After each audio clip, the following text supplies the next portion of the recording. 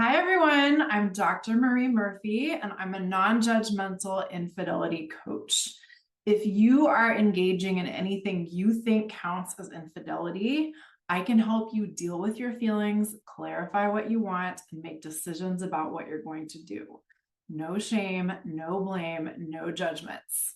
To learn about how you can have me as your coach, go to my website, mariemurphyphd.com. Okay, in this little video, we are going to talk about some of the reasons why people cheat that we don't commonly recognize. Often, when people talk about the reasons why people cheat, they locate the reasons within individuals. They think, oh, that person's really selfish, or there's something wrong with them, or oh, maybe they have a history of trauma and that's what made them cheat. Or maybe they're a narcissist and they don't understand that other people's needs are important or as important as their own. Or maybe they don't care about hurting other people. We tend to think about the reasons for infidelity as located in the person who's doing the cheating. And sure, some of the reasons why people cheat are specific to the particular individual who is doing the cheating. But what I want to suggest to you today is that society creates the conditions in which cheating is likely to occur. I have a question for you. When you were a small person, and this, I think it's a platypus, maybe it's a duck, this creature is going to stand in for a small person for us today, with thanks to my dogs for letting me borrow their toy. When you were a small person, did anyone come up to you and say, listen, young human, as you grow older, you may develop an interest in having sexual experiences. You may develop an interest in having romantic experiences. You may want to form romantic and sexual relationships with people. And there are many ways you could do this. If you wanted to, you could date as many people as you want, whatever you want. If you wanted to, you could form a monogamous relationship with one person, and you could do that with the intention that it would last for life. Or maybe you could decide to be a serial monogamist. Maybe you want to have sex with people of your own gender. Maybe you want to have sex with people of other genders. Maybe you want to have sex with machines only, right? I bet nobody sat you down when you were a young person and had any sort of conversation with you like that. I bet nobody sat you down and said, look, there's a range of ways that you can live out your sexual and romantic and relationship life. And even if they did, I'm willing to bet that nobody sat you down and said, look, all of the different ways in which you might live out your sexual, romantic, relationship, love life are equally legitimate. I bet that didn't happen. If it did happen for you, that's amazing. That's wonderful. I'm delighted for you. But chances are you got a subtle or perhaps not so subtle set of messages that told you that there were certain appropriate ways to live out your love life / sex life / relationship life, right? And furthermore, there is a chance that you got the message that heterosexual marriage was the best way, or maybe even the only appropriate way to live out your love life / sex life / romantic life / relationship life, right? If you knew you were something other than heterosexual from early on and you had a supportive set of people around you, maybe you got different messages. And if you did, again, that's fantastic. But a lot of folks get a very clear, very strong message that there really aren't that many options, that there's just kind of one way or one very narrow range of ways to live out your love life, sex life, relationship life. And moreover, a lot of people get the message that living out your love life / sex life / relationship life in this particular way by pursuing heterosexual marriage makes you a full adult or a fully recognizable member of society. That's a pretty big deal. Most of us want to achieve what social scientists often call full personhood or full adulthood. We want to be recognized as full members of our society, right? And if we deviate from what's expected of us in our love lives, relationship lives, sex lives, we may not be granted that. Now, we may not have had anyone tell us that, like, oh, you better get married to someone of the other gender or else, like, you're not gonna, like, be okay in this world. But that message may have found its way to us through a lot of really potent sources. And what I hear a lot of clients telling me who are in heterosexual marriages, this mostly applies to people in heterosexual marriages, I should say, is that they got married because it was the next thing to do. They were at a point in life when getting married was the next thing that was expected of them, or the next thing they would expect to do in their own lives. And they were dating someone nice. And so it just seemed to make sense. But they did this without considering the whole range of other options that might be available to them. Because A, they might not have known what those were. B, they might not have even known that that was something that they would want to investigate. And by that, I mean, considering that there might be all sorts of different ways that they could live out their love life, sex life, romantic life, right? All they know is like, well, everybody in my family got married, so I should probably get married too. Or like, all of my friends are getting married. Like, I like this person I've been involved with, so why not? It's just the thing. Now, I'm not saying that getting married is a bad thing. I'm not saying that heterosexuality is a bad thing. But what I am saying is that often we make these kinds of choices that become major life commitments without really knowing what the heck we're signing up for or what the alternatives to that choice might have been. And then a few years go by, or a few decades go by, and we may find ourselves in the midst of a commitment, like a marriage, and we may say to ourselves, wait a second, I don't know if I really like this anymore. I don't know if this suits me at all. And, you know, if the pangs of discontent are strong enough, we might do something about that, right? We might say, wait a second, I don't want to be married at all. I'm out of here. We might try to work on our relationship. We might do something else. But if the discontent is simmering at a level that we can sort of tolerate on a day-to-day basis, we might not do anything about it.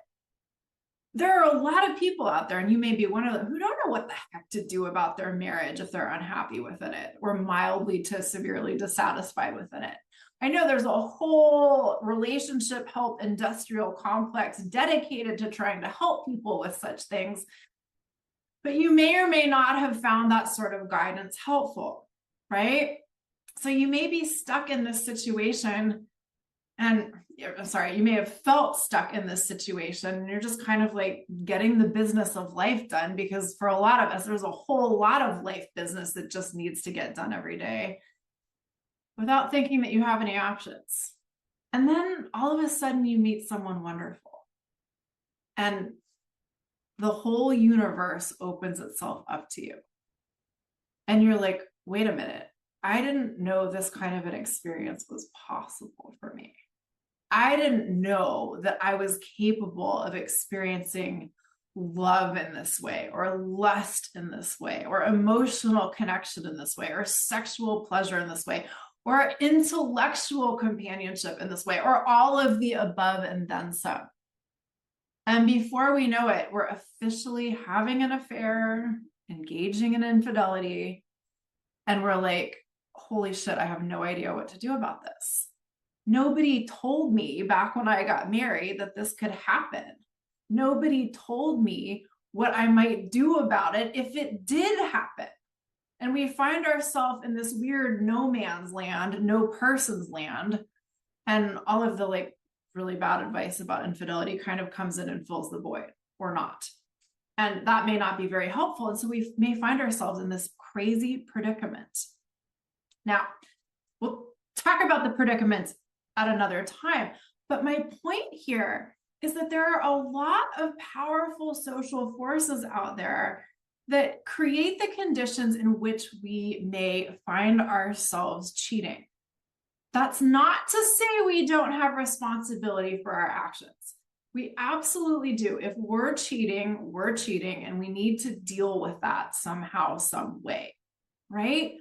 But it is to help us start to think about our actions within the context of the social whole, rather than just trying to figure out what's wrong with us. I'm trained as a sociologist. My PhD is in sociology. I'm going to share a screen with you. Sociologists talk about what we call structure and agency. And this is very jargony stuff, but when I used to teach undergraduates, I had boiled this down into definitions that I think are pretty user-friendly, so I'm going to share them with you. There's an interplay between what we call structure and what we call agency, and it looks like this. Structures are patterns and institutions, sometimes tangible and sometimes intangible, which enable and constrain social life. So, for instance, marriage is a social structure. Monogamy is a social structure. Heterosexuality is a social structure, believe it or not. That's a whole other story. Let's just take marriage, for example. Marriage both enables and constrains social life. If we see marriage as an option, we may think, great, that makes sense for me. This gives me a great idea of how I might want to structure my love life / sex life / relationship life. How nice. I'm going to go and get married and do that. That can be lovely, but it can also constrain our options. If everybody around us is so focused on marriage being part of the ideal heteronormative life course, that they don't let us know that there are other ways to live out one's romantic life, sex life, relationship life, we may get kind of shunted into marriage without really knowing what's going on. Now, that's not to say that we don't have any free will here. We do, at least to some extent. Agency is individual consciousness, individual will, and individual action. And there's always an interplay going on between structure and agency. So, for instance, just because like a lot of people, as you're growing up and becoming a fully formed human, even if a lot of people think that like marriage is the way to live out your life, like you're going to get married at a certain age or whatever, like even if that's the dominant message that you are exposed to, you might read a book that puts some other ideas in your head. You might be exposed to influences or different structures that suggest that marriage doesn't have to be the only option. And you might say, you know what? I'll get married if I want to, but I won't if I don't. That's entirely possible. But what happens for a lot of folks is that they aren't exposed to a range of options. And so they use their agency to go along with the thing that just about everybody else is doing. And this isn't a matter of blame or fault or intelligence or anything like that. There's a lot more we could say about structure and agency, but for today's purposes, the point is that we're all being shaped by the social forces around us to one degree or another. And our capacity to maneuver outside of or beyond those social forces varies. So it's important to understand that your cheating is something that is informed by society around you. And this also applies even if you aren't married and your infidelity situation has nothing to do with being married or even being heterosexual for that matter. Start to see yourself as a product of your environment. Does that mean you don't have any free will? No, you do, but that will is shaped by the forces around you. Now, what does this mean for you now? if you're cheating and you want to deal with it, do you want to just roll over and say, well, you know, like the social forces around me, like pushed me into getting married and now I'm cheating and I don't want to do anything about that because I'm just a rat in a cage and like society is just having its way with me? No, I don't recommend that. If you got married and got into a relationship that you're currently unsatisfied with because you just didn't really know what else to do at the time, I want to suggest you give yourself some grace. You were doing the best you could with what you knew amidst perhaps considerable social pressures at the time. Fine. Now you're in a position to be able to use your agency in more conscious and deliberate ways. A lot of folks get to the point that I'm describing, like having been married, not really knowing why they got married, but then being at the point of wanting to get out of their marriage and thinking, well, I can't because I can't get divorced. Not so fast. This is where recognizing that social structures do not have to dictate your behavior is really important. Let's say you come from a family where like divorce is really frowned on and you really care about what your family thinks. That's fair enough. And using your agency to do something that goes against the grain, i.e. get divorced, may be a scary thing to do, but it's not an impossible thing to do. And this is the amazing thing. Individual action can shift social structures. We've seen this time and time again throughout history, but as more and more, for just taking divorce as an example, like the more people that have gotten divorced, the more that we have started to see as a society that divorce isn't the end of the world. Do some people still believe it is? Sure they do, but less so than they did 50 years ago, right? Okay. Recognize the effect that society has on you. Recognize that it may have had a very powerful effect on the course of your life. And recognize that you as an individual have the power to go against the grain of social norms.